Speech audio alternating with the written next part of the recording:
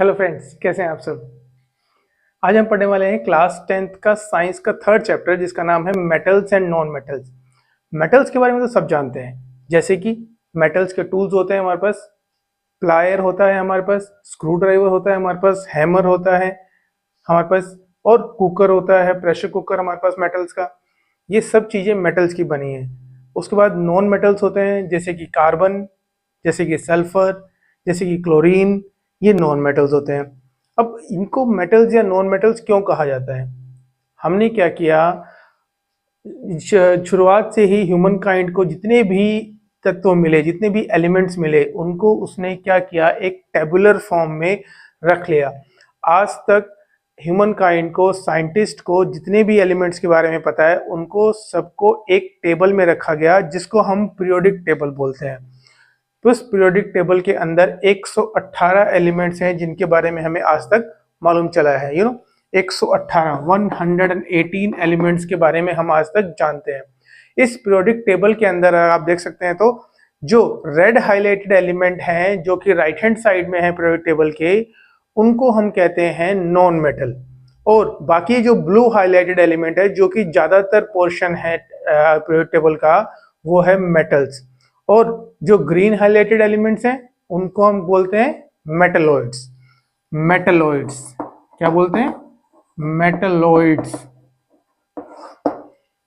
तो periodic table के अंदर तीन तरह के एलिमेंट है मेन: मेटल्स, नॉन मेटल्स और मेटलॉइड्स। मेटल्स जो हम अपनी जिंदगी में देखते हैं आसपास, रोज मेटल्स के बारे में जानते हैं, देखते हैं। नॉन मेटल्स भी हम रोज देखते हैं अपनी जिंदगी में, जैसे कि पानी है हमारा। पानी हाइड्रोजन और ऑक्सीजन से बना है, जो कि नॉन मेटल है। दोनों ही नॉन मेटल है, हाइड्रोजन भी और ऑक्सीजन भी। कार्बन डाइऑक्साइड जो हवा में मौजूद है, जो हम छोड़ते हैं सांस लेते वक्त, ऑक्सीजन जो हम सांस लेते हुए अंदर लेते हैं, वो भी एक नॉन मेटल है। तो पीरियोडिक टेबल के अंदर मेटल्स और नॉन मेटल्स बहुत सारे हैं, भरे पड़े हैं। मेटल्स थोड़े से कम हैं, सॉरी, नॉन मेटल थोड़े से कम हैं, मेटल्स ज्यादा हैं। मेटलॉइड्स तो बहुत ही कम है। हम उनके बारे में स्टडी करेंगे। अब हमने मेटल्स को अलग क्यों कहा और नॉन मेटल्स को अलग क्यों कहा? जिन चीजों के कारण, जिन प्रॉपर्टीज के कारण हमने मेटल्स को अलग रख लिया, नॉन मेटल्स को अलग रख लिया, उन प्रॉपर्टीज के बारे में हम स्टडी करेंगे। तो शुरुआत करते हैं मेटल्स एंड नॉन मेटल्स। सबसे पहले तो हम ये जान लेते हैं कि मेटल्स, सबसे पहले जो हम देखते हैं किसी भी एलिमेंट को, जो हम देखते हैं तो हम देखने में मालूम चलता है कि वो एलिमेंट जो है वो चमकदार है, तो हम समझ जाते हैं कि ये जरूर मेटल होगा। तो सबसे पहले हम देखते हैं कि वो लस्ट्रस है कि नहीं। क्या है? लस्ट्रस। सबसे पहली प्रॉपर्टी जो हम मेटल्स की जानते हैं वो है लस्ट्रस। वो लस्ट्रस, चमकदार है कि नहीं। अगर वो चमकदार दिख रहा है वो एलिमेंट, तो हम कहेंगे वो मेटल है, राइट। और नॉन मेटल जो है वो लस्ट्रस नहीं होते, नॉन लस्ट्रस, वो चमकदार नहीं होते, वो डल से होते हैं, राइट। और उससे अगली प्रॉपर्टीज आती है हमारे पास कि मेटल्स को अगर हम स्ट्राइक करते हैं किसी दूसरे मेटल से, तो खनकने की आवाज आती है, टन। जैसे आपके स्कूल की बेल बजती है, टन। या फिर आप मंदिर में जाते हैं तो वो घंटी जो होती है वो मेटल की बनी होती है, उसको ऐसे स्ट्राइक करते हैं तो खनकने की आवाज आती है। तो मेटल्स की इस प्रॉपर्टी को हम बोलते हैं सोनोरस प्रॉपर्टीज। क्या बोलते हैं? सोनोरस। मेटल्स में जो हम उनको स्ट्राइक करते हैं तो एक आवाज आती है, खनकने की आवाज, लेकिन नॉन मेटल में ऐसा नहीं होता। Non metals are non sonorous, right. Next आता है कि स्टेट, वो किस स्टेट में रहते हैं। जब वो, अगर उनको रूम टेम्परेचर पर हम रखें तो कैसे रहते हैं। मेटल्स जो होते हैं ज्यादातर सॉलिड स्टेट में होते हैं, मेटल्स सॉलिड स्टेट में होते हैं। और नॉन मेटल्स जो हैं वो या तो सॉलिड होते हैं या फिर गैसियस फॉर्म में होते हैं, राइट। जैसे कि क्लोरीन या फिर फॉस्फोरस, या फिर नॉन मेटल ऑक्सीजन, नाइट्रोजन, या ये तो सॉलिड्स हैं या फिर गैसियस फॉर्म में है। और नॉन मेटल्स जो हैं वो सॉलिड फॉर्म में होते हैं। लेकिन दोनों की ही यहाँ पर एक एक्सेप्शन है। मेटल्स जो कि ज्यादातर सॉलिड फॉर्म में होते हैं, उनमें एक एक्सेप्शन है, उनमें बीच में एक अलग सा आदमी है, वो है mercury. Mercury, sorry, mercury. Mercury जो है वो लिक्विड स्टेट में होता है। मर्क्यूरी जो है लिक्विड स्टेट में होता है। ज्यादातर मेटल्स, ज्यादातर क्या, सारे ही मेटल्स जो है वो सॉलिड स्टेट में होते हैं, लेकिन मर्क्यूरी जो है वो लिक्विड स्टेट में होता है, तो ये इसकी एक्सेप्शन है। वैसे ही नॉन मेटल्स के अंदर सारे नॉन मेटल्स सॉलिड या फिर गैसियस फॉर्म में होते हैं, लेकिन वहां पर भी एक एक्सेप्शन है। एक्सेप्शन क्या है? ब्रोमीन। ब्रोमीन ब्रोमीन एक नॉन मेटल है, बट ये लिक्विड फॉर्म में होता है, तो ये एक्सेप्शन है। तो स्टेट की एक्सेप्शन हो गई। नेक्स्ट प्रॉपर्टी क्या है, हम देखेंगे कि हार्डनेस की। यहां पर हमने थर्ड प्रॉपर्टी स्टडी की स्टेट, और फोर्थ है हार्डनेस। तो मेटल्स जो है वो ज्यादातर हार्ड होते हैं, मेटल्स हार्ड होते हैं, और नॉन मेटल्स जो है वो हार्ड नहीं होते, सॉफ्ट होते हैं। सॉफ्ट नहीं कह सकते, हार्ड नहीं होते, बस इतना है, राइट। बट फिर वही एक्सेप्शन कि मेटल्स हार्ड होते हैं, लेकिन उनमें 2 मेटल 3 मेटल ऐसे भी हैं जो हार्ड नहीं होते, वो इतने सॉफ्ट होते हैं बटर की तरह कि चाकू से उनको काट सकते हैं। तो metals are generally hard, non metals are not hard. But metals में एक एक्सेप्शन है। क्या एक्सेप्शन है? Sodium. Sodium and potassium. Sodium और पोटेशियम दो ऐसे मेटल्स हैं जो कि इतने सॉफ्ट होते हैं कि उनको चाकू से काट सकते हैं हम।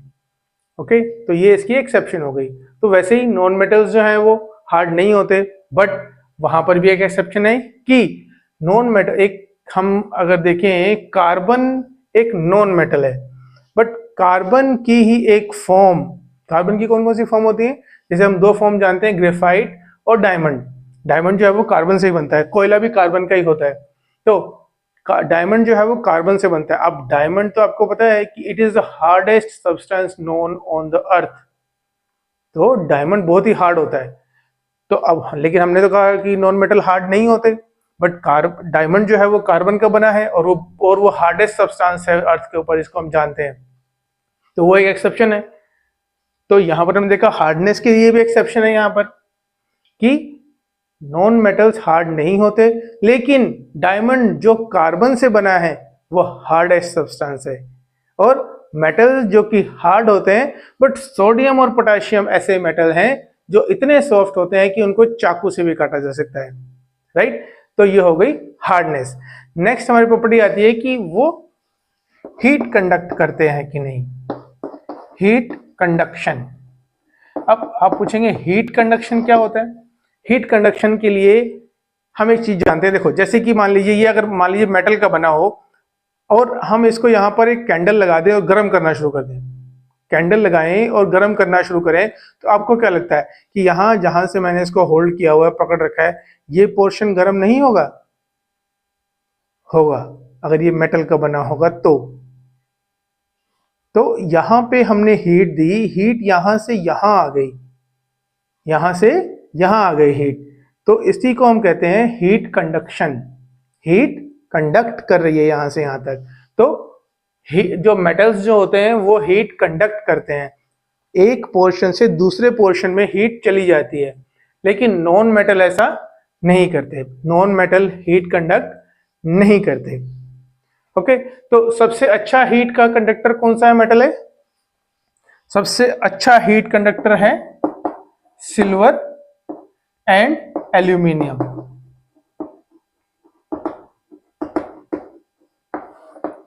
सिल्वर का फॉर्मूला है Ag, और एल्यूमिनियम, तभी एल्यूमिनियम के बर्तन बनाए जाते हैं। क्यों? क्योंकि हीट कंडक्टर है, उसमें से हीट पास हो जाती है और खाना जो उसके अंदर रखा है उस बर्तन में वो गर्म हो जाता है, राइट। इसीलिए एल्यूमिनियम के बर्तन बनाए जाते हैं। तो सिल्वर और एल्यूमिनियम वो बेस्ट कंडक्टर ऑफ हीट है। ओके, नेक्स्ट हमारा आता है हीट कंडक्शन और electricity conduction. Electricity conduction, electricity conduction मतलब उसमें से इलेक्ट्रिसिटी पास हो जाना। कैसे? जैसे कि मान लो हम एक सर्किट बनाते हैं, सर्किट में क्या होता है, एक बैटरी है, बैटरी को हम एक बल्ब से कनेक्ट करते हैं और यहाँ पर 2 टर्मिनल्स बना देते हैं। अब इन टर्मिनल के बीच में अगर हम एक मेटल रखें तो बिजली इसमें से पास हो जाएगी और ये बल्ब जो है वो ग्लो करेगा, जल जाएगा। लेकिन वहीं पर अगर इन टर्मिनल के बीच में हम एक नॉन मेटल को रखें तो उसमें से बिजली नहीं पास होगी, तो ये बल्ब ग्लो नहीं होगा। तो यानी कि जो नॉन मेटल हैं वो इलेक्ट्रिसिटी को कंडक्ट नहीं करते हैं, उनमें से इलेक्ट्रिसिटी पास नहीं हो सकती है। यहाँ पर नॉन मेटल लगाने से इलेक्ट्रिसिटी पास नहीं होगी तो ये बल्ब नहीं चलेगा। यहाँ पर मेटल लगाएंगे तो इलेक्ट्रिसिटी पास हो जाएगी तो ये बल्ब जल जाएगा। यानी कि मेटल्स जो है वो इलेक्ट्रिसिटी को कंडक्ट करते हैं, लेकिन नॉन मेटल्स जो है वो इलेक्ट्रिसिटी को कंडक्ट नहीं करते। लेकिन यहाँ पर फिर एक एक्सेप्शन है, क्या कि एक ऐसा नॉन मेटल है जो इलेक्ट्रिसिटी को कंडक्ट करता है। कौन सा नॉन मेटल है? वो है ग्रेफाइट।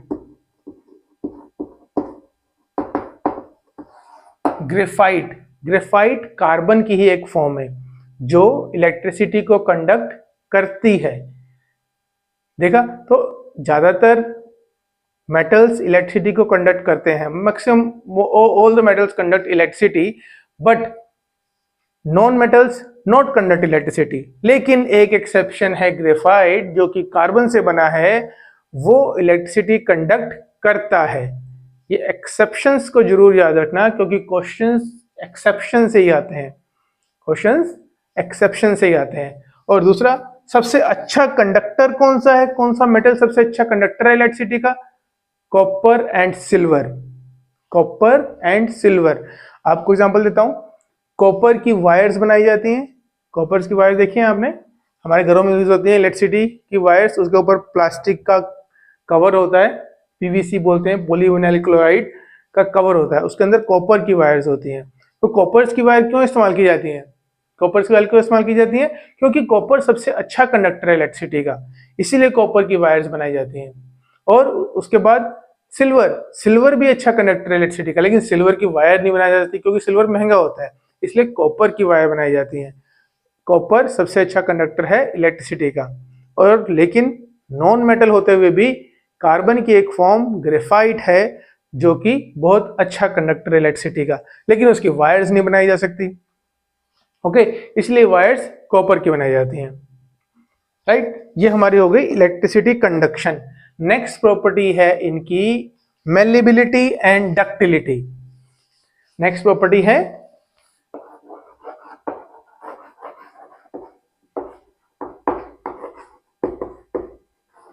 मेलिबिलिटी।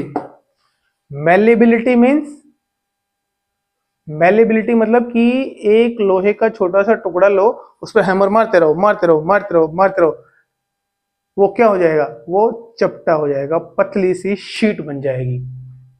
हाँ, तो उसी को कहते हैं, वही जो प्रॉपर्टी है कि मेटल को हम हैमर कर करके उनको पतली शीट्स में कन्वर्ट कर सकते हैं, ये उनकी मेलिबिलिटी प्रॉपर्टी है। मेलिबिलिटी मीन्स उनको पीट पीट के हम चपटा कर सकते हैं, थिन शीट्स बना सकते हैं, तो ये प्रॉपर्टी है मेलिबिलिटी। तो मेटल्स जो है वो मेलेबल होते हैं, लेकिन नॉन मेटल जो है वो मेलेबल नहीं होते। नॉन मेटल्स को हम पीट पीट कर चपटा नहीं कर सकते, तभी हम मेटल्स जो होते हैं उन्हीं से चपटा कर करके बर्तन बनाते हैं, उन्हीं का हम पतली शीट्स बनाते हैं, टीन का डब्बा बनाते हैं, जो हमारे घर में खाना लेके आते हैं कई बार टीन के डब्बों में। तो इसी कारण से, क्योंकि मेटल्स को हम पीट कर चपटा कर सकते हैं, थिन शीट्स बना सकते हैं। दूसरी प्रॉपर्टी होती है डक्टिलिटी।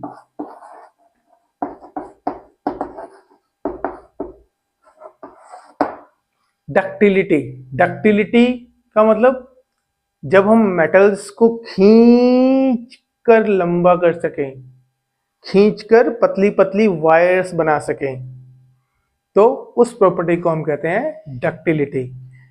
तभी तो हम कॉपर की वायर्स बना पाते हैं, क्योंकि हम उसको खींच के लंबा कर सकते हैं। हाँ, और लोहे को जो हमारा सोना है, सोना यानी कि gold is the most ductile element. एक 2 ग्राम गोल्ड से हम 2 किलोमीटर लंबी वायर बना सकते हैं, पतली वायर। यानी कि gold is the most ductile element. Gold को हम वायर्स की फॉर्म में ड्रॉ कर सकते हैं, वायर्स की तरह खींचकर लंबा कर सकते हैं। तो ये जो लंबा होने की प्रॉपर्टी है इसको हम बोलते हैं डक्टिलिटी। तो मेलिबिलिटी एंड डक्टिलिटी मेटल्स में होती है और नॉन मेटल्स में ये प्रॉपर्टी नहीं होती, और इसका कोई एक्सेप्शन नहीं है। सबसे बड़ी बात जो हमें बहुत अच्छी लगती है, एक्सेप्शन नहीं होनी चाहिए है? अगर एक्सेप्शन होगी तभी उसमें से क्वेश्चन बनेगा, और एक्सेप्शन आपको याद रखनी है, एक्सेप्शन जरूर याद रखनी है, राइट। नेक्स्ट प्रॉपर्टी, नेक्स्ट है हमारी melting point. Melting point, melting point क्या होता है? मेल्टिंग पॉइंट होता है कि हम किसी चीज को गर्म करते हैं, नीचे से बहुत हीट दे रहे हैं, हीट दे रहे हैं, हीट दे रहे हैं, हीट दे रहे हैं, एक पॉइंट आता है हीट देते देते वो इतना गर्म हो जाता है कि वो पिघलने लगता है। हाँ, तो वो जो टेम्परेचर है, जिस टेम्परेचर पर वो जो चीज है जिसको हम हीट दे रहे हैं वो पिघलने लगेगी, उस टेम्परेचर को बोलते हैं हम मेल्टिंग पॉइंट। जैसे कि कैंडल होती है, हाँ, कैंडल को अगर हम रूम टेम्परेचर पर ऐसे ही छोड़ दें तो वो कभी नहीं पिघलती। हम क्या करते हैं, माचिस जलाते हैं और कैंडल को जला देते हैं, तो उससे क्या होता है, उस लो का जो टेम्परेचर है वो आम जो हमारे कमरे का टेम्परेचर उससे ज्यादा है, इस कारण से वो कैंडल जो है वो मेल्ट करने लगती है। तो यानी कि उस कैंडल का मेल्टिंग पॉइंट हमारे रूम टेम्परेचर से ज्यादा है। अगर हमारा रूम टेम्परेचर 36 डिग्री सेल्सियस है तो जो हमने कैंडल को जलाया उसका टेम्परेचर 100 to 100 डिग्री सेल्सियस होगा, जिसके कारण वो कैंडल पिघलने लगी। तो उसका जिस टेम्परेचर पर वो चीज पिघलती है उसे उसका मेल्टिंग पॉइंट कहते हैं। तो हम यहाँ पर देखें कि मेटल्स का मेल्टिंग पॉइंट ज्यादातर हाई होता है, बहुत ज्यादा टेम्परेचर देंगे उनको तब वो मेल्ट होंगे, राइट। और नॉन मेटल्स का मेल्टिंग पॉइंट कम होता है कंपैरेटिवली। तो लेकिन वहां पर भी एक एक्सेप्शन है। एक्सेप्शन क्या है कि दो ऐसे मेटल्स हैं जो हाथ पर रखने से भी पिघल जाते हैं। हाथ पर अगर रखे हो आपके, जैसे बटर पिघल जाता है वैसे पिघल जाते हैं। कौन से हैं वो? Gallium and caesium. गैलियम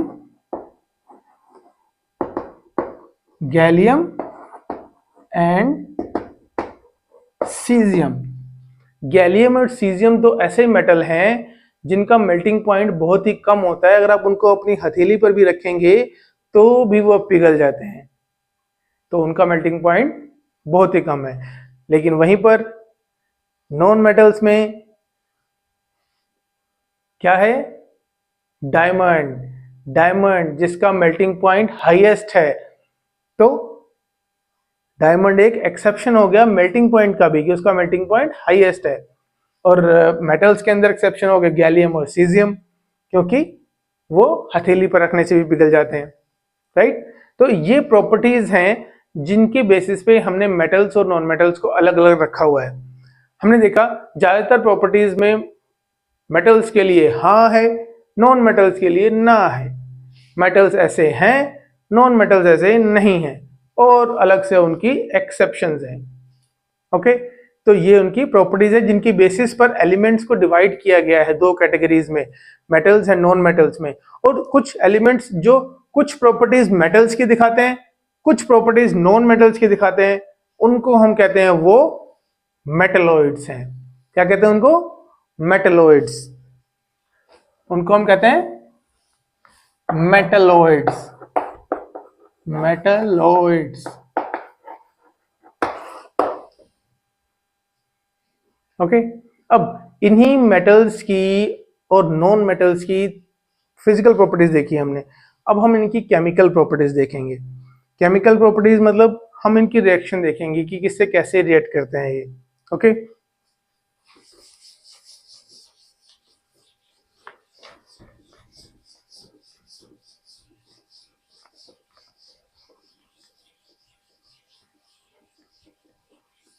देखिए सबसे पहले हम मेटल्स की रिएक्शन देखेंगे ऑक्सीजन से।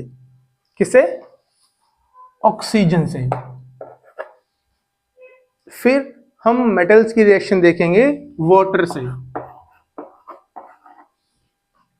पानी, और फिर मेटल्स की रिएक्शन देखेंगे एसिड से, और फिर मेटल की रिएक्शन देखेंगे उसके खुद के सॉल्ट से, मेटल सॉल्ट।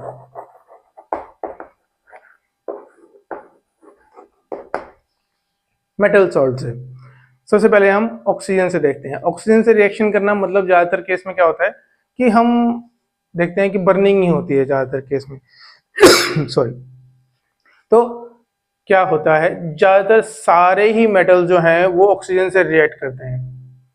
कोई भी मेटल को मौका मिलते ही वो ऑक्सीजन से रिएक्ट कर लेता है, कोई भी पीछे नहीं हटता। सारे मेटल्स ऑक्सीजन से रिएक्ट करने के लिए रेडी रहते हैं, कभी भी थोड़े से भी ऑक्सीजन के कांटेक्ट में आते हैं तो रिएक्ट कर जाते हैं। सबसे पहले सबसे ज्यादा एग्जांपल जो आपने देखा होगा कि आयरन के ऊपर जंग लग जाता है, जैसे हवा कांटेक्ट में आता है, वाटर मिलता है, ऑक्सीजन मिलती है और उसमें जंग लग जाता है। लेकिन ये एग्जांपल थोड़ा सा अलग है। क्यों? देखिए, जैसे कि सबसे ज्यादा रिएक्टिव एलिमेंट है पोटाशियम और सोडियम। पोटाशियम और सोडियम अगर खुले में भी रखें, पोटाशियम एंड सोडियम ओपन में भी रखे हुए हैं, ओपन एयर में भी रखे हुए हैं, तो भी वो रिएक्ट कर जाएंगे हवा की ऑक्सीजन से और उनमें आग लग जाएगी।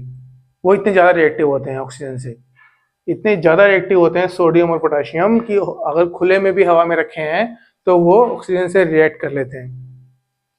ठीक है। और दूसरे उसके बाद उससे कम रिएक्टिव थोड़े से एल्युमिनियम, जिंक, लेड, ये क्या करते हैं, ये ऑर्डिनरी टेम्परेचर जो रूम टेम्परेचर है उसी पर ऑक्सीजन से रिएक्ट करके ऑक्साइड बना लेते हैं। जैसे कि एल्युमिनियम ने रिएक्ट किया, एल्युमिनियम प्लस ऑक्सीजन, तो एल्युमिनियम ऑक्साइड Al2O3 बन गया, एल्युमिनियम ऑक्साइड बन गया। अब ये मेटल्स क्या करते हैं, नॉर्मल टेम्परेचर रूम टेम्परेचर पर ही ऑक्सीजन से रिएक्ट करके अपना ऑक्साइड बना लेते हैं। उससे होता क्या है कि इनके ऊपर ऑक्साइड की एक लेयर हो जाती है। ऑक्साइड की लेयर होने से और जो मेटल और जो हवा में ऑक्सीजन है वो मेटल के कांटेक्ट में नहीं आता, क्योंकि ऊपर ऑक्साइड की लेयर हो गई है। अंदर फ्रेश मेटल के कांटेक्ट में नहीं आएगा तो अंदर का मेटल का ऑक्साइड नहीं बनेगा। तो इससे एक फायदा भी होता है कि ये मेटल फर्दर ऑक्साइड बनने से बच जाता है, सिर्फ ऊपर की लेयर जो है वो ऑक्साइड बनती है। तो ये भी हम यूज करते हैं कि मेटल की ऊपर की लेयर ऑक्साइड हो जाती है, अपने मेटल ऑक्साइड में कन्वर्ट हो जाती है, उसका भी हम यूज करते हैं मेटल को बचाने के लिए खराब होने से। तो यहां पर ये मेटल्स क्या करते हैं, एल्युमिनियम, जिंक और लेड ऑर्डिनरी टेम्परेचर पर, मतलब उसकी तरह रिएक्ट नहीं करते कि वो फायर कैच कर लें, लेकिन ऑक्साइड्स बना लेते हैं, अपने ऑक्साइड्स बना लेते हैं, मेटल ऑक्साइड्स जिन्हें हम कहते हैं। उसके बाद अगर हमने फर्स्ट चैप्टर में पढ़ा था कि मैग्नीशियम रिबन को हम फ्लेम में जलाते हैं तो वो एक ब्राइट फ्लेम के साथ जलता है, पढ़ा था ना। तो ये भी वही, यहां पर भी वही है कि मैग्नीशियम जो है वो बर्न करता है, मैग्नीशियम बर्न होता है और मैग्नीशियम ऑक्साइड बना लेता है, मैग्नीशियम ऑक्साइड बना लेता है। हमने पढ़ा था कि मैग्नीशियम को हम जलाते हैं तो यानी मैग्नीशियम ऑक्सीजन के साथ मिलके हमें गर्म करना पड़ता है, ज्यादा गर्म करना पड़ता है, जलाना पड़ता है, तो मैग्नीशियम जल जाता है।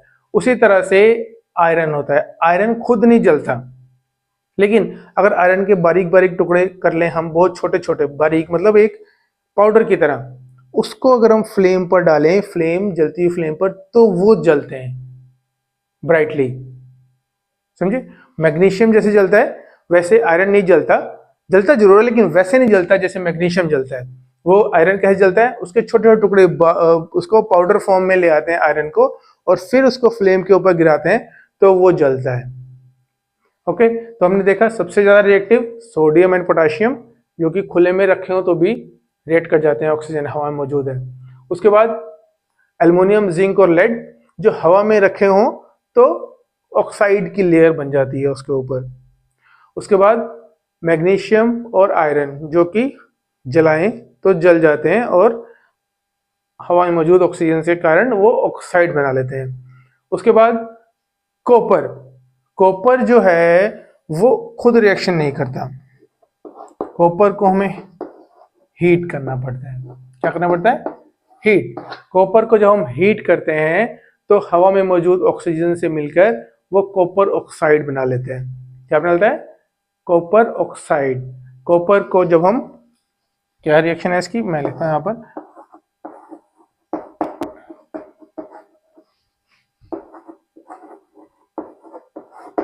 Copper oxide. इसको जब हमने हीट किया तो कॉपर जो है वो हीट करने पर रिएक्शन करता है। मैग्नीशियम और आयरन जल जाते हैं जब उनको फ्लेम में डाला जाता है, तो वो ऑक्साइड बना लेते हैं अपने। कॉपर को हीट करते हैं तो हीट करने पर कॉपर के ऊपर एक कॉपर ऑक्साइड की लेयर बन जाती है ब्लैक कलर की, राइट। ये कॉपर की रिएक्शन हो गई। अब क्या होता है, जब ये ऑक्साइड बनते हैं, ये सारे के सारे जो ऑक्साइड बने ऑक्सीजन से रिएक्ट करने के बाद, ये ऑक्साइड्स जब हम इनको चेक करें ब्लू लिटमस या रेड लिटमस से, जैसे हमने एसिड और बेस को चेक किया था ना कि एसिडिक करेक्टर होने पर ब्लू लिटमस जो है वो रेड में कन्वर्ट हो जाता है और बेसिक करेक्टर होने पर रेड लिटमस जो है वो ब्लू में कन्वर्ट हो जाता है। तो वैसे ही हम इनका करेक्टर चेक करते हैं कि जो मेटल के ऑक्साइड्स बने ये एसिडिक नेचर के हैं या बेसिक नेचर के हैं। तो हम क्या देखते हैं कि मेटल के ऑक्साइड्स बनते हैं ज्यादातर, नॉन मेटल के ऑक्साइड्स बहुत ही कम बनते हैं लेकिन ऐसा नहीं, बनते हैं लेकिन बहुत ही कम बनते हैं। और जो भी बनते हैं नॉन मेटल ऑक्साइड्स वो एसिडिक नेचर के होते हैं, वो एसिडिक नेचर के होते हैं। लेकिन मेटल के ऑक्साइड्स बेसिक नेचर के होते हैं, यानी कि मेटल के जो ऑक्साइड्स हैं वो रेड लिटमस को ब्लू में कन्वर्ट कर देंगे और नॉन मेटल के जो ऑक्साइड्स हैं वो ब्लू लिटमस को रेड में कन्वर्ट कर देंगे। लेकिन यहां पर एक एक्सेप्शन है।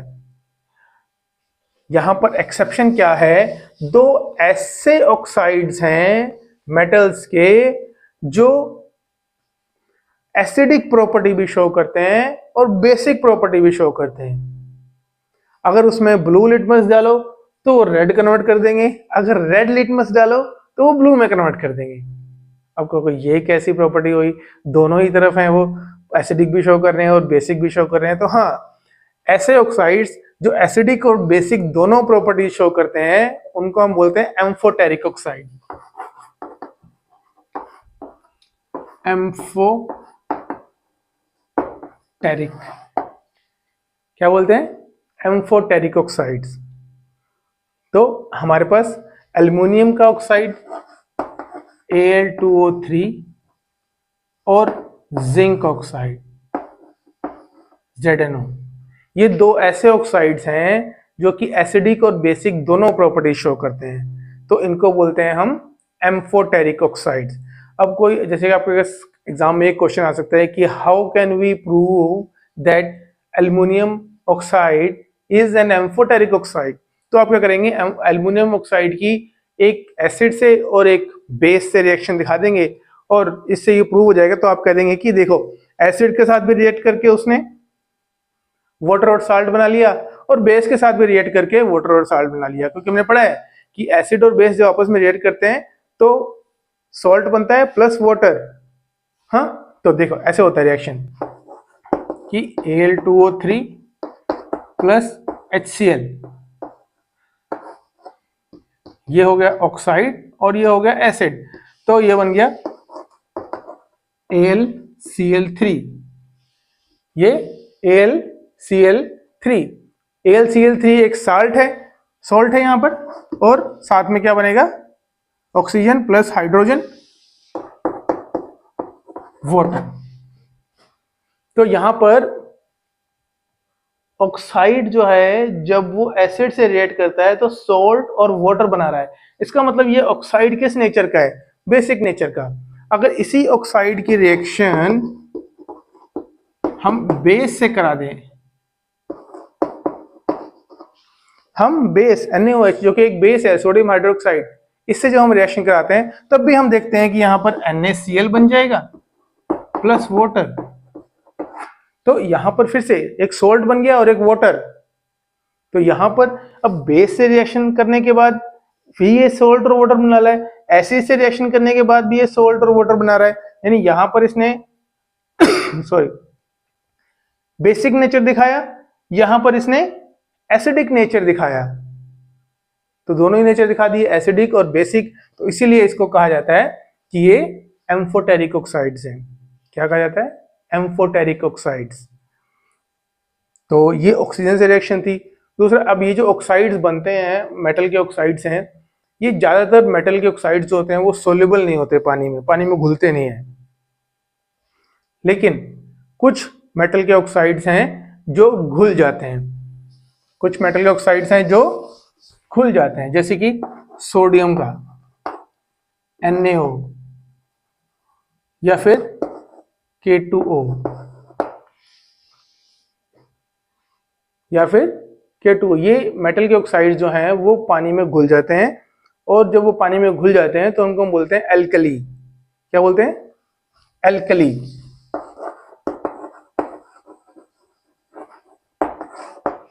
उनको हम बोलते हैं एल्कली। ओके, तो ये हमने देखी कि सारी की सारी ऑक्सीजन से रिएक्शन, ऑक्सीजन से कौन कैसे रिएक्ट करता है। हमने देखा सोडियम और पोटाशियम बहुत तेजी से रिएक्ट कर जाते हैं। एल्युमिनियम, जिंक और लेड ऑर्डिनरी टेम्परेचर पर ऑक्साइड्स बना लेते हैं। मैग्नीशियम और आयरन जल जाते हैं। और उसके बाद कॉपर डायरेक्टली नहीं रिएक्ट करता, उसको गर्म करना पड़ता है। और सिल्वर और गोल्ड तो इससे रिएक्ट करते ही नहीं है। सिल्वर ये फॉर्मूला जरूर याद रखना, ये सिल्वर का फॉर्मूला Ag, ये गोल्ड का formula Au। Silver and gold ये ऑक्सीजन से रिएक्ट नहीं करते। सिल्वर और गोल्ड ऑक्सीजन से रिएक्ट नहीं करते। इनके ऑक्साइड्स जो होते हैं वो ज्यादातर बेसिक नेचर के होते हैं, जो दोनों ही प्रॉपर्टी शो करता है, बेसिक और एसिडिक, उसको बोलते हैं एम्फोटेरिक ऑक्साइड्स। इनके ऑक्साइड्स जो हैं वो पानी में नहीं घुलते, लेकिन दो मेटल के ऑक्साइड्स ऐसे हैं जो पानी में घुल जाते हैं। वो कौन कौन से हैं? Sodium and potassium. इन दोनों के ऑक्साइड्स जो हैं वो पानी में घुल जाते हैं। तो ये सारी रिएक्शंस थी हमारी ऑक्सीजन से, मेटल की रिएक्शन ऑक्सीजन से। अब मेटल की रिएक्शन किससे? वाटर से। मेटल की रिएक्शन वाटर से। ये एक चीज तो सभी जानते होंगे, या आपने देखा है, बहुत बार देखा होगा कि हमें ये बताया भी जाता है कि सोडियम मेटल जो है वो पानी से बहुत तेजी से रिएक्ट कर जाता है। सोडियम मेटल पानी से बहुत तेजी से रिएक्ट कर जाता है। जैसे ही उसको बाहर निकालते हैं और अगर पानी में रख दें तो आतिशबाजी होने लगती है, बम की तरह फटने लगता है वो। क्यों? ऐसा क्यों होता है? क्योंकि जब सोडियम मेटल को पानी के साथ मिलाया जाता है या पानी में रखा जाता है तो हाइड्रोजन गैस निकलती है। कौन सी गैस? हाइड्रोजन गैस निकलती है, और साथ में बहुत सारी हीट निकलती है। साथ में बहुत सारी हीट निकलती है। तो उस हीट से ही वो हाइड्रोजन गैस बम की तरह फटती है। वही हाइड्रोजन गैस जो उस रिएक्शन में से निकली, वही हाइड्रोजन गैस जो है हीट के कारण जल उठती है और बम की तरह फटती है। तो इसी कारण से सोडियम जो है वो पटाखों की तरह बचता है। मैं कहूं सोडियम प्लस वाटर, तो यहां पर क्या बनता है? यहां पर बनता है हाइड्रोजन गैस। पहले तो यह हमें ध्यान रखना है कि हाइड्रोजन गैस बनती है, उसके साथ में भी बनता है कुछ हीट निकलती है बहुत सारी। और क्या बनता है? Sodium hydroxide NaOH। क्या बनता है? Sodium hydroxide. तो सोडियम हाइड्रोक्साइड बनता है, हाइड्रोजन गैस निकलती है और हीट निकलती है। हीट इतनी ज्यादा निकलती है कि जो हाइड्रोजन गैस यहां पर बनी वो ही बम की तरह फटती है। तो इसीलिए सोडियम मेटल जो है वो इतना रिएक्टिव है जब पानी में डालते हैं उसको। इसीलिए उसको पानी में स्टोर नहीं कर सकते। अगर हम खुले में रखेंगे तो हवा में मौजूद पानी से वो रिएक्ट कर जाएगा। तो हम उसको केरोसिन ऑयल में स्टोर करके रखते हैं ताकि उसे वाटर मिले ही ना, हवा का पानी भी ना मिले, हवा में जो मौजूद वाटर वेपर्स हैं उनसे भी वो रिएक्ट ना कर पाए। तो सोडियम और पोटाशियम दोनों ही ऐसी प्रॉपर्टी शो करते हैं। तो सोडियम और पोटाशियम बहुत ज्यादा रिएक्टिव हैं, वो वॉयलेंटली, जिसे हम कहते हैं वॉयलेंटली रिएक्ट करते हैं, पटाखे फंसते हैं, पटाखे फट जाते हैं, बुम बुम करके फटते हैं, ठीक है। और वहां यहीं पर ये मेटल्स जो हैं, मेटल्स ज्यादातर जो पानी से रिएक्ट करते हैं, पानी से ज्यादातर मेटल रिएक्ट नहीं करते, जो भी रिएक्ट करते हैं वो पहले तो वो अपना ऑक्साइड बनाते हैं। कैसे? पहले तो जैसे भी रिएक्शन, ये जो रिएक्शन में देखी यहाँ पर, ये डायरेक्ट रिएक्शन, ये डायरेक्टली Na से NaOH नहीं बनता, पहले Na से NaO बन जाता है, Na2O, और फिर ये Na2O वाटर के साथ मिल जाता है और सोडियम हाइड्रोक्साइड बना लेते हैं। मतलब पहले मेटल का ऑक्साइड बनता है, फिर वो ऑक्साइड पानी में घुल जाता है, फिर मेटल का हाइड्रोक्साइड बन जाता है। कोई पानी तो होता है, ये पानी से रिएक्शन करा रहे हैं हम, तो वो मेटल का ऑक्साइड जो है वो पानी से मिलकर मेटल का हाइड्रोक्साइड बना लेता है। तो जनरली जब भी मेटल्स वाटर से रिएक्ट करता है, जब भी रिएक्ट करता है, सारे नहीं रिएक्ट करते, जो भी रिएक्ट करता है वो मेटल का हाइड्रोक्साइड बनाता है, पहले ऑक्साइड और फिर पानी में घुल के हाइड्रोक्साइड बना लेता है। तो दो बातें जानी हमने, सोडियम और पोटाशियम बहुत वायलेंटली रिएक्ट करते हैं, और मेटल जब वाटर से रिएक्ट करता है तो हाइड्रोक्साइड बनाता है, पहले ऑक्साइड और पानी में घुल के हाइड्रोक्साइड। उसके बाद हमारा कैल्शियम, कैल्शियम भी रिएक्ट करता है पानी से। जैसे कि हम, कैल्शियम क्या होता है? चूना, चूना में कैल्शियम होता है वैसे तो उसको जब हम पानी में डालते हैं तो उसमें से बहुत सारी हीट निकलती है। इतनी हीट नहीं निकलती कि सोडियम की तरह वो जली चले, हाइड्रोजन गैस निकले उसे जला दे, लेकिन उसमें हीट निकलती है, नॉट दैट वायलेंट जैसा वो सोडियम और पोटाशियम के केस में होता है, बहुत ज्यादा हीट निकलती है एकदम से और हाइड्रोजन गैस बम की तरफ फटती है। तो लेकिन इसमें ऐसा नहीं होता, इस पे भी हीट निकलती है, लेकिन इतना ही कि वो जिस कंटेनर में आप रिएक्शन करा रहे हैं, कैल्शियम को पानी में मिला रहे हैं, वो कंटेनर गर्म हो जाता है, कंटेनर बहुत गर्म हो जाता है, तो उतनी ही हीट निकलती है, वॉयलेंट हीट नहीं निकलती। तो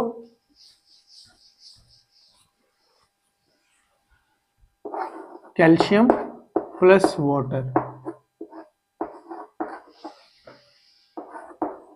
कैल्शियम हाइड्रोक्साइड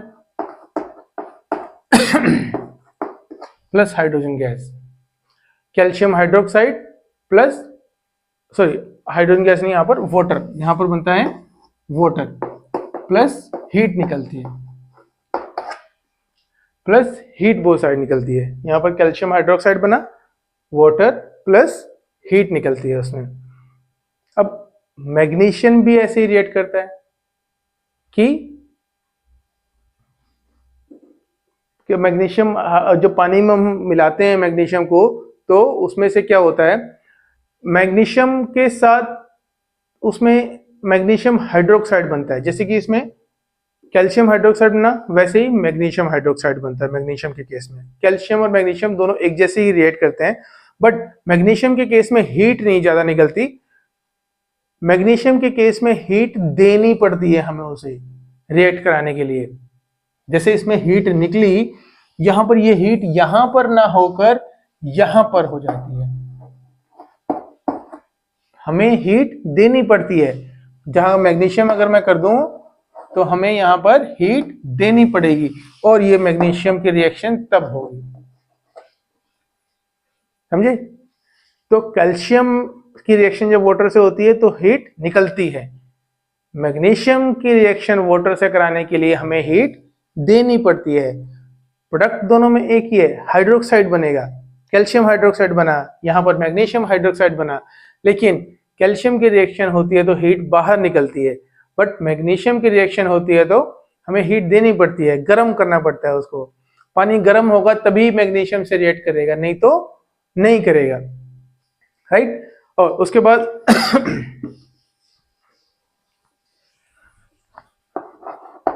एल्युमिनियम, आयरन और जिंक। एल्युमिनियम, आयरन और जिंक जो हैं वो ठंडे पानी से रिएक्ट नहीं करते, वो गर्म पानी से भी रिएक्ट नहीं करते। जहां मैग्नीशियम रिएक्ट करता था, इनको बहुत ज्यादा गर्म देना पड़ता है, यानी कि स्टीम, ये स्टीम से रिएक्ट करते हैं। किससे? स्टीम।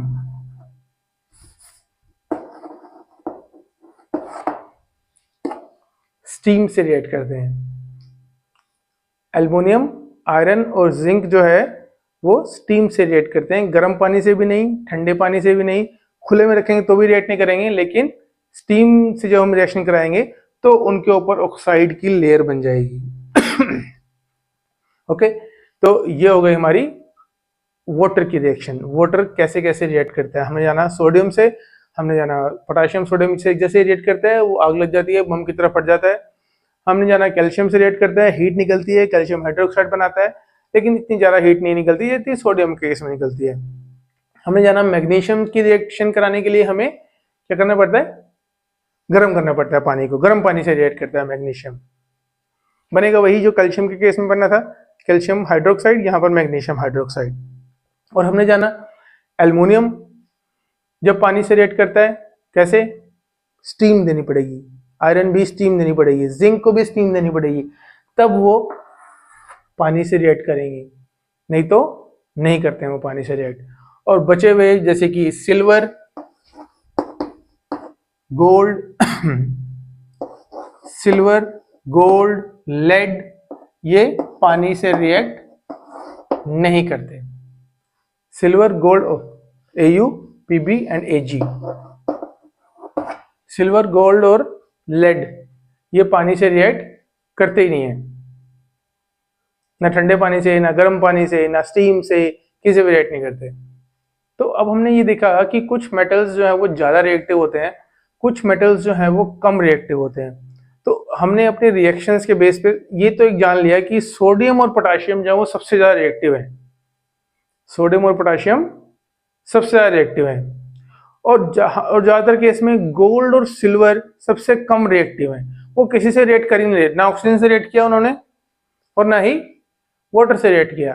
तो सबसे ज्यादा रिएक्टिव पोटेशियम और सोडियम, सबसे कम रिएक्टिव गोल्ड एंड सिल्वर।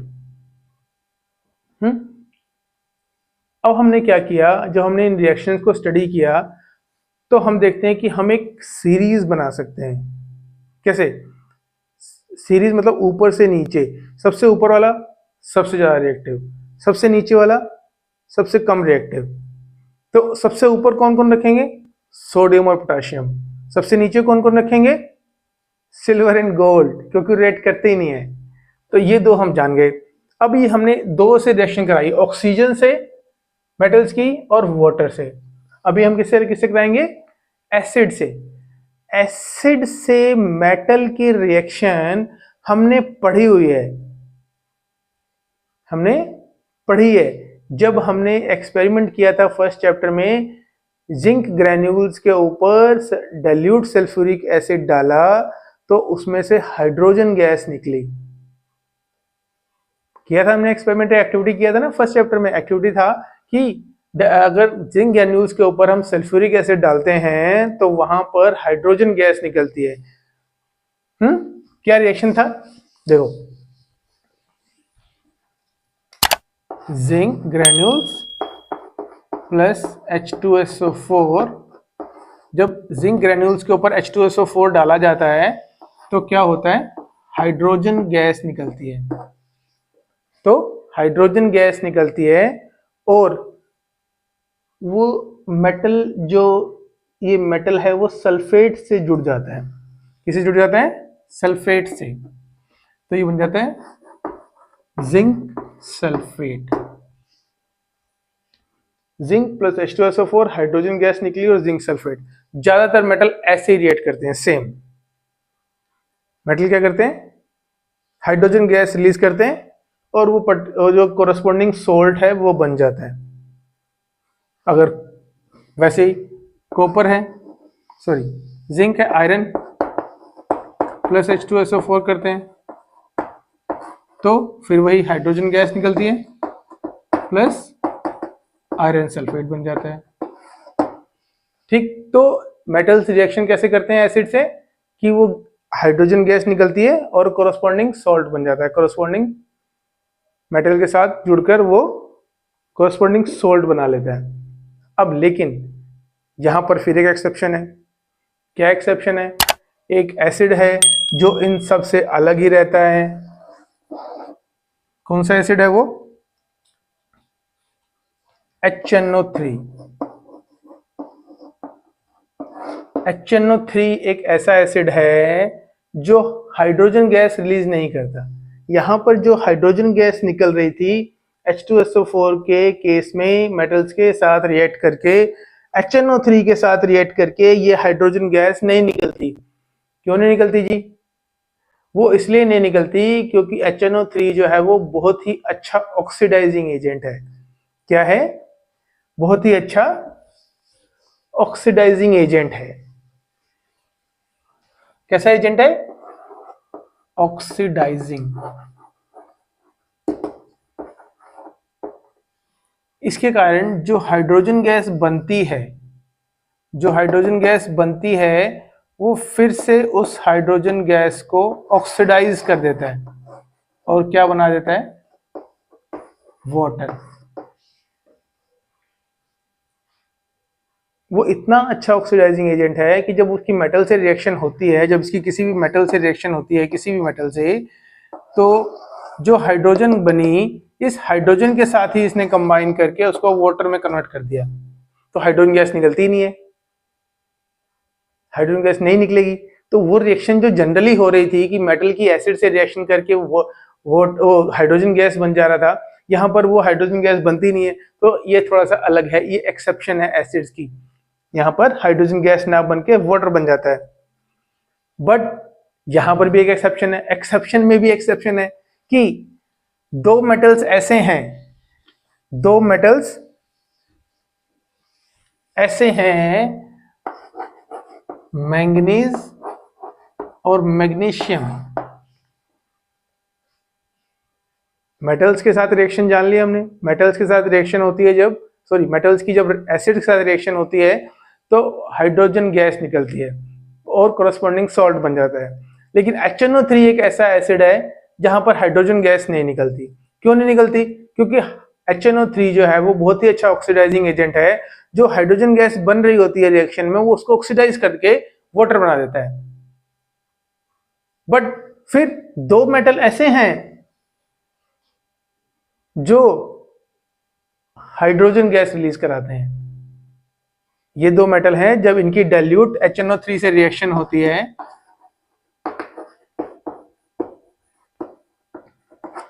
तो ये क्या बनाते हैं? हाइड्रोजन गैस रिलीज होती है।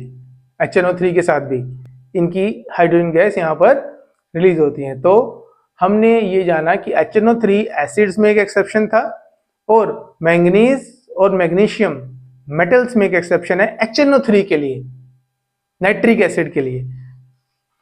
HNO3 क्या है? Nitric acid. क्या है?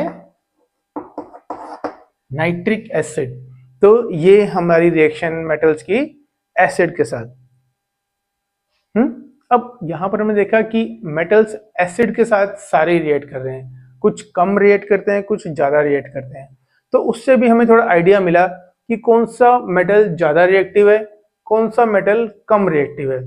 जो सबसे ऊपर रहेगा रिएक्टिविटी सीरीज में वो तो हमने जान लिया, जो सबसे नीचे रहेगा वो भी हमने जान लिया। अब बीच में देखने की बारी है। अब यहां पर अगर मैं एक रिएक्शन लिख रहा हूं, एसिड वाली रिएक्शन ही जो हमने पढ़ी अभी कि जिंक प्लस H2SO4 से क्या बना था? जिंक प्लस H2SO4 से हमारा क्या बना था? Hydrogen gas plus zinc sulphate. यहां पर अगर हम थोड़ा सा दिमाग पर जोर डालें तो हम देख पा रहे हैं कि जिंक ने क्या किया? हाइड्रोजन को यहां से हटा दिया और खुद वहां जाकर जुड़ गया सल्फेट के साथ। तो ये कौन सी रिएक्शन है? फर्स्ट चैप्टर में हमने पढ़ी है type of reaction, displacement reaction. Hydrogen को डिस्प्लेस कर दिया जिंक ने। हाइड्रोजन को डिस्प्लेस कर दिया जिंक ने। क्यों डिस्प्लेस कर दिया? तो नेचुरल सी बात है, अगर हम किसी को उसकी जगह से हटा दें तो यानी कि हम उससे ज्यादा ताकतवर हैं, तभी तो उसको हटा पाएंगे। ज्यादा ताकतवर होने का मतलब यहां पर यह है कि हम जो ज्यादा रिएक्टिव है वो कम रिएक्टिव चीज को उसकी जगह से हटा के खुद बैठ जाएगा उसकी जगह पर। तो जिंक जो है वो हाइड्रोजन से ज्यादा रिएक्टिव था, इस कारण से जिंक ने हाइड्रोजन को उसकी जगह से हटा दिया और उसकी जगह खुद लग गया। तो यहां हम जान गए कि जिंक ज्यादा रिएक्टिव है हाइड्रोजन से। अब फिर हम देखेंगे कि मान लो कोई और किसी और मेटल से रिएक्ट कराते हैं, वहां पर ज्यादा हाइड्रोजन गैस निकलती है तेजी से, तो हम ये कहेंगे कि जिंक में तो कम गैस निकल रही थी लेकिन आयरन में या कॉपर में ज्यादा गैस निकल रही है। तो ये भी हम थोड़ा पता लगा सकते हैं कि वो कौन रिएक्टिव ज्यादा है, लेकिन एग्जैक्टली नहीं पता लगा पाएंगे भी हम कि कौन रिएक्टिव है ज्यादा। हाँ, अगर हम ये करें कि जैसे कि यहां पर हाइड्रोजन लगा है, यहां पर मैं कॉपर लगा देता हूं, कॉपर सल्फेट ले लेता हूं, हाइड्रोजन की जगह मैं क्या ले, H2SO4 की जगह कॉपर सल्फेट ले लेता हूं। मैं क्या करता हूं, कॉपर सल्फेट लेता हूं। कॉपर सल्फेट, जो मैंने जिंक की रिएक्शन कॉपर सल्फेट से कराई, तो जिंक ने कॉपर को डिस्प्लेस कर दिया, तो यहां पर बन गया हमारे पास जिंक सल्फेट प्लस कॉपर। तो यहां पर ये रिएक्शन कौन सी हो रही है तो डिस्प्लेसमेंट रिएक्शन, लेकिन मेटल सोल्ट है, कॉपर सल्फेट मेटल का सोल्ट है, एक मेटल की दूसरे मेटल के सोल्ट के साथ जब हमने रिएक्शन कराई तो हम देख रहे हैं कि ये मेटल इस मेटल को डिस्प्लेस कर दे रहा है और खुद वहां जाके जुड़ जा रहा है। यानी ये मेटल ज्यादा रिएक्टिव है इससे, ये मेटल ज्यादा रिएक्टिव है कॉपर से। तो ये जो डिस्प्लेसमेंट रिएक्शन है, और पर्टिकुलरली जो रिएक्शन मेटल की दूसरे मेटल के सॉल्ट के साथ है, एक मेटल की रिएक्शन दूसरे मेटल के सॉल्ट CuSO4 कॉपर सल्फेट के साथ है, तो यहां पर हमने देखा क्योंकि जिंक डिस्प्लेस कर दे रहा है कॉपर को, तो हमने इससे अंदाजा लगाया कि जिंक ज्यादा रिएक्टिव है कॉपर से। इस तरह से हम कई सारी रिएक्शन को चेक कर सकते हैं। अगर हम यहाँ कॉपर सल्फेट जिंक से रिएक्शन कराया, हम आयरन से रिएक्शन करा के देख लेंगे कि क्या वो डिस्प्लेस कर रहा है उसको। अगर वो डिस्प्लेस कर रहा है तो मतलब आयरन भी कॉपर से ज्यादा रिएक्टिव है, कॉपर कम रिएक्टिव है। तो इस तरह से डिस्प्लेसमेंट रिएक्शन और मेटल सोल्ट के साथ मेटल की रिएक्शन से हम थोड़ा श्योर कर जाएंगे कि कैसी रिएक्टिविटी सीरीज बनेगी। सबसे ऊपर रहेंगे,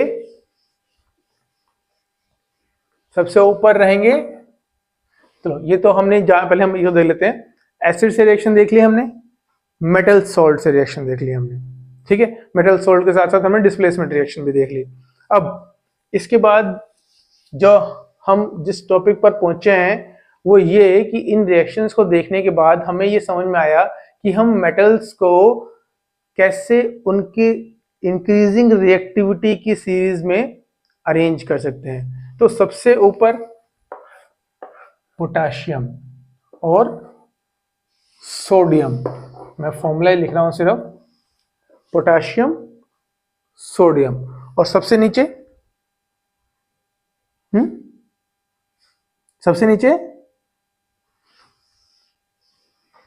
silver and gold, silver and gold. अब ये तो हमें याद रखना ही पड़ेगा, हमें इतनी सारी रिएक्शंस हमने देख ली, उससे देख के मालूम चल गया हमें कि सोडियम और पोटेशियम तो झट से किसी भी रिएक्ट कर जाते हैं, चाहे वाटर हो चाहे ऑक्सीजन हो, किसी से रिएक्ट कर जाते हैं उठा के, और सिल्वर और गोल्ड किसी से भी रिएक्ट नहीं करते। अब बीच के एलिमेंट की बारी आती है, बीच के एलिमेंट क्या है वो हमें याद रखने हैं। अब बीच के एलिमेंट को याद रखने की ट्रिक्स बहुत सारी हैं जिसको आप यूज कर सकते हैं, बहुत सी ट्रिक्स देख सकते हैं। मैं जिस ट्रिक से याद रखता हूं मैं आपको बता देता हूं, जो हमने लर्न किया है। ये हमारा है पोटाशियम, पोटाशियम P से होता है, सोडियम S से होता है, उसके बाद आएगा कैल्शियम C से होता है, फिर उसके बाद आता है मैग्नीशियम M से होता है, फिर उसके बाद आता है aluminium, right, aluminium, sorry Al यहां होगा, ये A होगा सिर्फ, PSCMA। उसके बाद आता है Z, जिंक, Z से होता है। उसके बाद आता है आयरन, I से। उसके बाद आता है टिन, SN से। उसके बाद आता है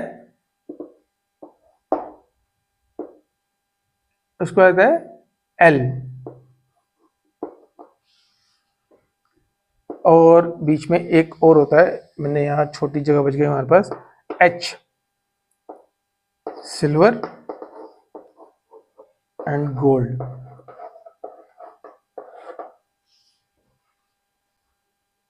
ओके, कैसे हम याद रखते हैं? Please stop calling me a careless zebra. Please stop calling me a careless zebra, or you can say please stop calling me a zebra. I say instead, T से try, L से learning, L से lithium है यहाँ पर, L से learning, H से hydrogen.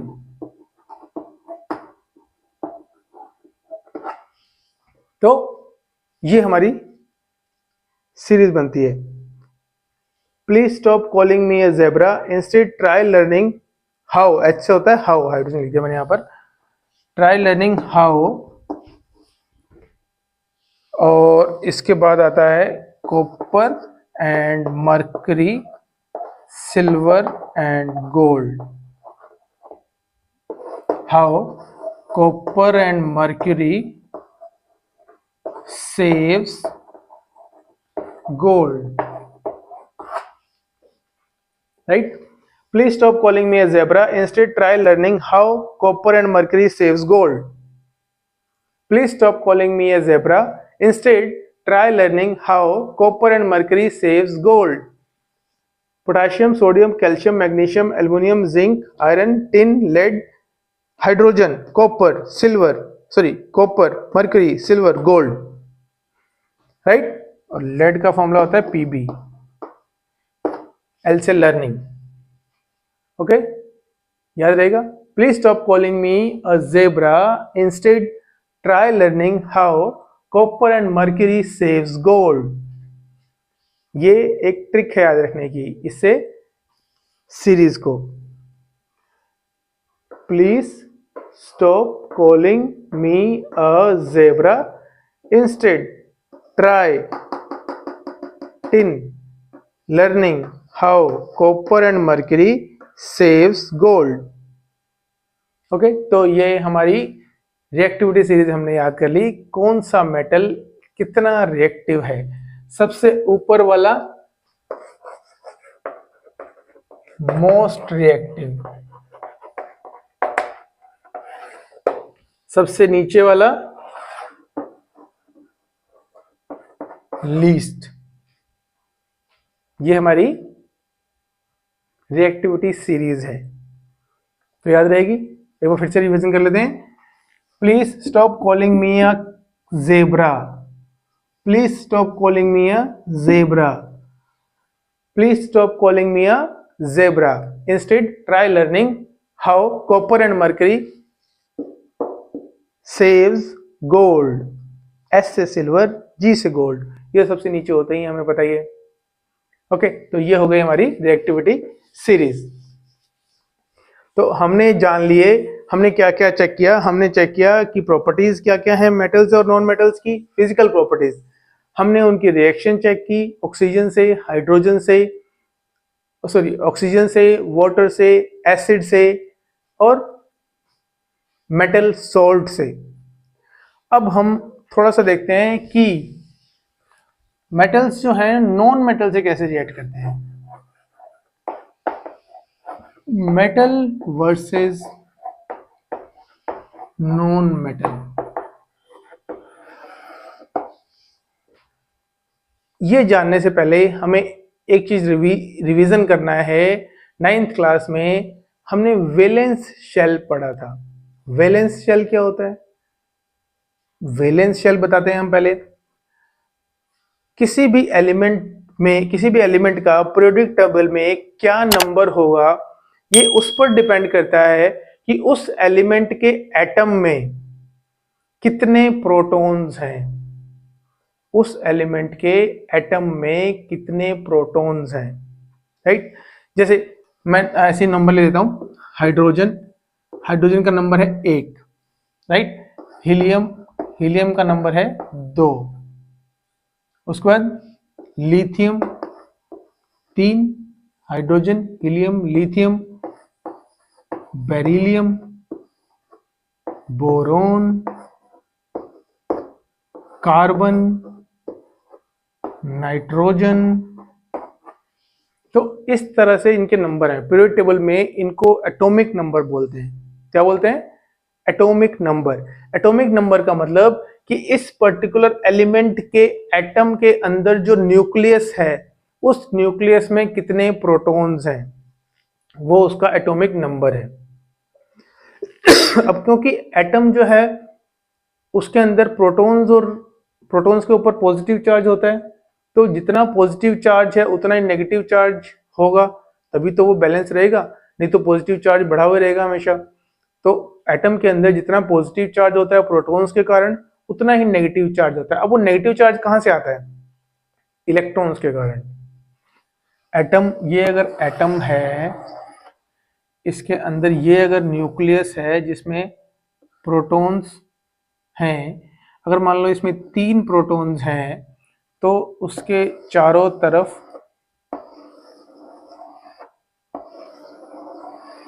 3 electrons भी होंगे, इलेक्ट्रॉन।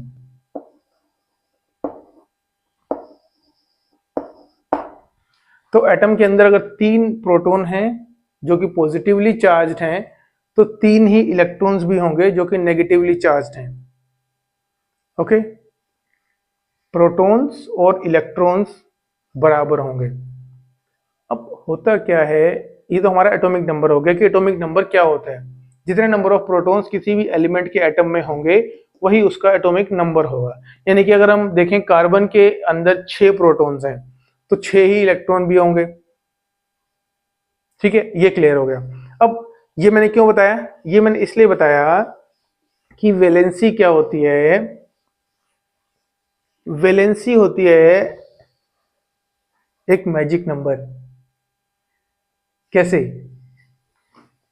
मैजिक नंबर है 2, 8, 8, 18। ये मैजिक नंबर है 2, 8, 8, 18। कैसे आप कहेंगे ये क्या मैजिक नंबर है? इसमें देखो, जैसे कि हीलियम का एटॉमिक नंबर है 2, सिर्फ 2 ही इलेक्ट्रॉन है उसके पास, 2 इलेक्ट्रॉन और 2 प्रोटॉन। उसको आता है हीलियम के बाद लिथियम का एटॉमिक नंबर क्या है? 3 है। तो उसके पास 2 इलेक्ट्रॉन और 1 इलेक्ट्रॉन है, 3 इलेक्ट्रॉन है।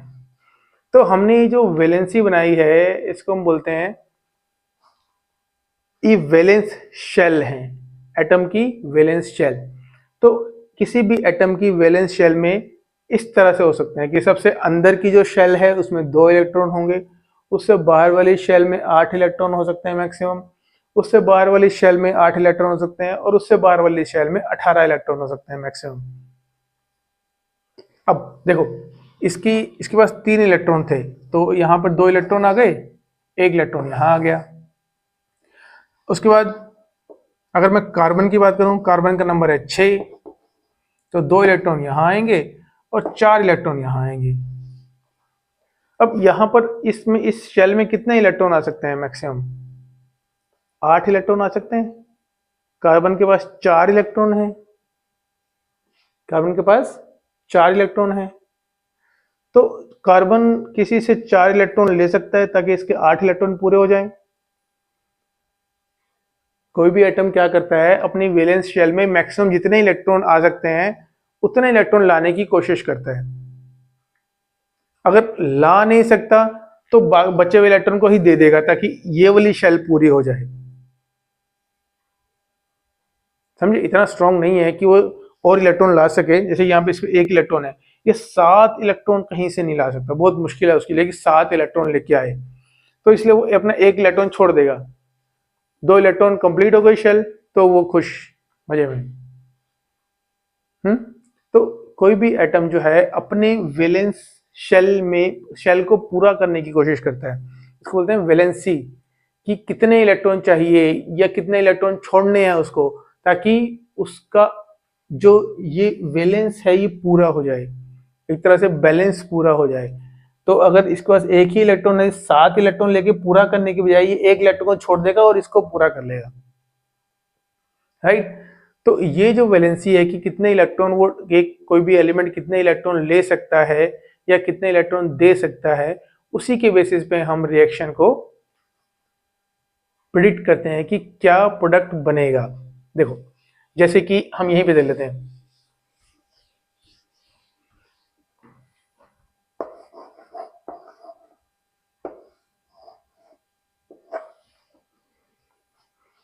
क्या है, सॉरी, सोडियम। सोडियम यहां पर है, सोडियम एक मेटल है। सोडियम का नंबर क्या है, क्या नंबर है, हाँ, 11। अब 11 है तो उसको डिवाइड करो, 2 इलेक्ट्रॉन यहां आ गए, कितने बचे, 9। 8 इलेक्ट्रॉन यहां आ गए, कितना बचा, 1 यहां आ जाएगा। अब अगर हम देखें तो ये वाला वैलेंस पूरा है, ये वाला वैलेंस शेल भी पूरा है, ये वाले वैलेंस शेल में 1 ही इलेक्ट्रॉन है। अब इसको पूरा करने के लिए उसे 7 इलेक्ट्रॉन लाने पड़ेंगे कहीं से। तो 7 इलेक्ट्रॉन लाने की बजाय वो 1 इलेक्ट्रॉन डोनेट करना पसंद करेगा, 1 इलेक्ट्रॉन डोनेट कर देगा वो। तो इसीलिए ये मेटल जो है 1 इलेक्ट्रॉन डोनेट करने की टेंडेंसी रखते हैं। इलेक्ट्रॉन डोनेट, अब देखो मेटल जब पूरा था तो उसके अंदर जितने प्रोटॉन थे उतने इलेक्ट्रॉन थे बराबर बराबर। अगर वो 1 इलेक्ट्रॉन डोनेट कर देगा तो प्रोटॉन्स बढ़ जाएंगे, पॉजिटिव चार्ज बढ़ जाएगा। तो इसीलिए हम कहते हैं कि जब ये इलेक्ट्रॉन डोनेट कर देगा तो Na के ऊपर एक पॉजिटिव चार्ज हो जाएगा। तो मेटल्स की टेंडेंसी होती है 1 इलेक्ट्रॉन डोनेट करने की, इसीलिए वो इलेक्ट्रोपॉजिटिव कहलाते हैं। क्या होते हैं, इलेक्ट्रो पॉजिटिव। और यहां पर ऑक्सीजन अगर देखो तो ऑक्सीजन देख लो, या फिर अगर हम सोडियम की बात करते हैं तो हम क्लोरीन देख लेते हैं।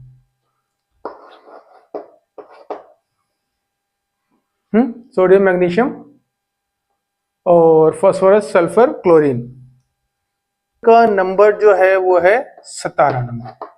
क्लोरीन का एटॉमिक नंबर 17 नंबर है। अब इसके वैलेंस में डिवाइड करते हैं इसको।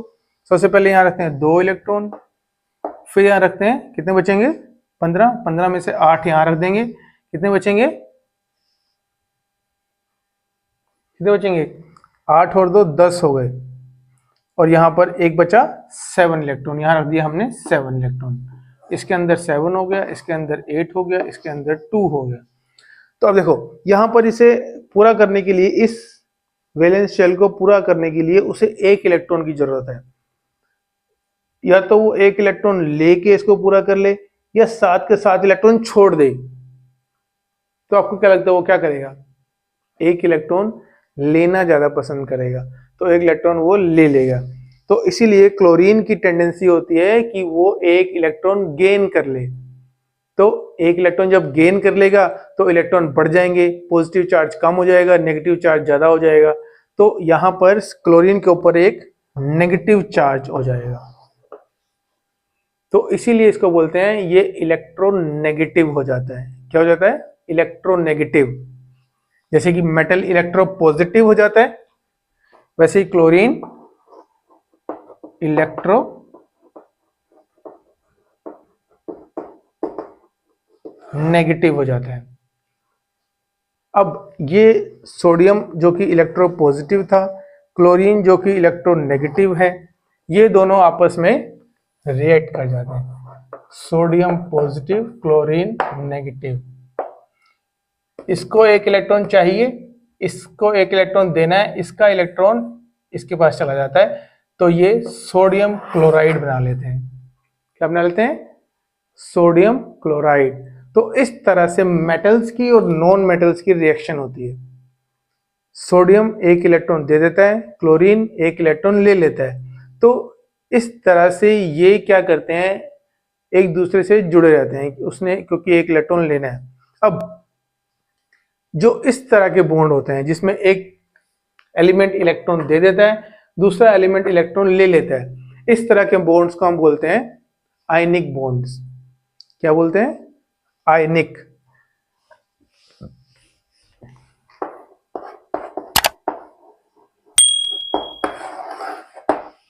क्या बोलते हैं?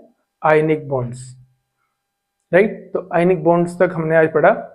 बाकी का जो हमारे पास ओर्स हैं, मेटल को कैसे एक्सट्रैक्ट करना है, उसके ओर्स में से डिफरेंट प्रोसेसेस हैं, उसको हम नेक्स्ट वीडियो में स्टडी करेंगे। इस वीडियो में आयनिक बॉन्ड्स तक।